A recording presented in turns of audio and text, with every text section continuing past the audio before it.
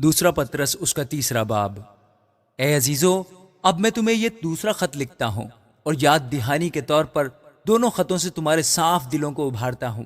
کہ تم ان باتوں کو جو پاک نبیوں نے بیشتر کہیں اور خداوند اور منجی کے اس حکم کو یاد رکھو جو تمہارے رسولوں کی معرفت آیا، اور یہ پہلے جان لو کہ اخیر دنوں میں ایسے ہنسی ٹھٹا کرنے والے آئیں گے جو اپنی خواہشوں کے موافق چلیں گے اور کہیں گے کہ اس کے آنے کا وقت کہاں گیا، کیونکہ جب سے باپ دادا سوئے ہیں اس وقت سے اب تک سب کچھ ویسا ہی ہے جیسا خلقت کے شروع سے تھا۔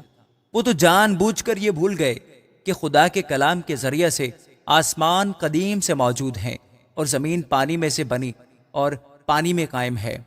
انہی کے ذریعے سے اس زمانہ کی دنیا ڈوب کر ہلاک ہوئی،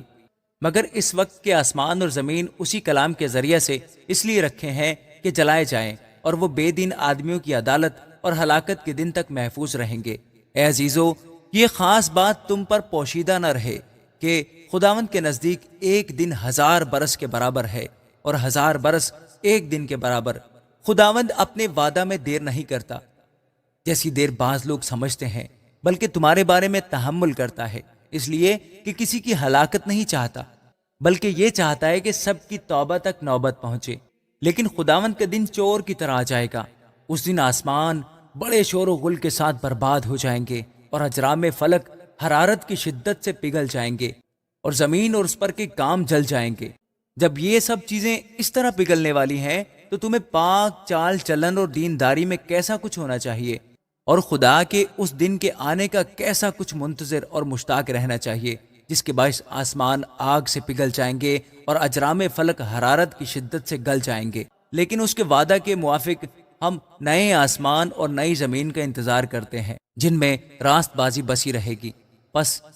اے عزیزو، چونکہ تم ان باتوں کے منتظر ہو، اس لیے اس کے سامنے اطمینان کی حالت میں بے داغ اور بے عیب نکلنے کی کوشش کرو اور ہمارے خداوند کے تحمل کو نجات سمجھو۔ چنانچہ ہمارے پیارے بھائی پولس نے بھی اس حکمت کے موافق جو اسے عنایت ہوئی تمہیں یہی لکھا، اور اپنے سب خطوں میں ان باتوں کا ذکر کیا ہے جن میں بعض باتیں ایسی ہیں جن کا سمجھنا مشکل ہے،